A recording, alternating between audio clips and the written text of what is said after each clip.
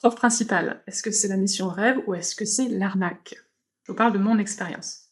Donc j'ai été PP en première, en quatrième, en terminale, ensuite ça pendant plusieurs années, et en sixième aussi. J'ai donc eu le bonheur de devoir gérer, entre autres, orientation, inscription sur Parcoursup, inscription au bac. Les points positifs de cette mission pour moi, d'abord, c'est pouvoir avoir une relation privilégiée avec les élèves de la classe que vous avez en charge.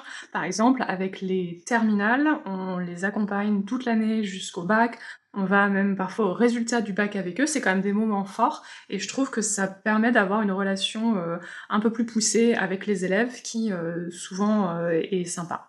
Deuxième point positif, il y a une rémunération supplémentaire, donc quand on connaît un peu le salaire de prof, c'est toujours ça de prix.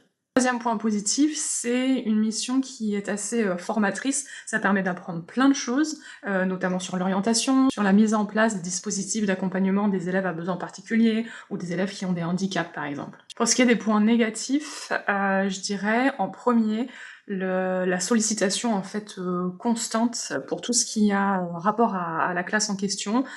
Ça peut être pour des choses sur l'orientation, etc., des sollicitations des parents, de la direction, mais aussi des collègues. Et puis bien sûr aussi beaucoup de sollicitations pendant les temps forts, comme les conseils de classe, où il va falloir, en plus de rédiger ses propres appréciations, rédiger les appréciations pour la classe dont on est PP, et puis au moment aussi de la fin d'année, l'orientation, etc.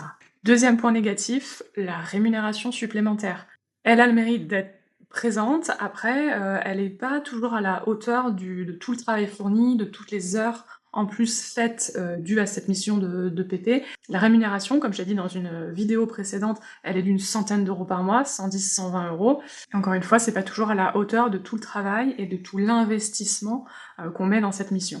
Troisième point négatif, je dirais, c'est qu'on va devoir gérer de la plus petite querelle, la querelle la plus insignifiante, à des cas de harcèlement grave, de cas de parents absents ou voire maltraitants. Et ça, parfois, psychologiquement, ça peut être un peu difficile à gérer.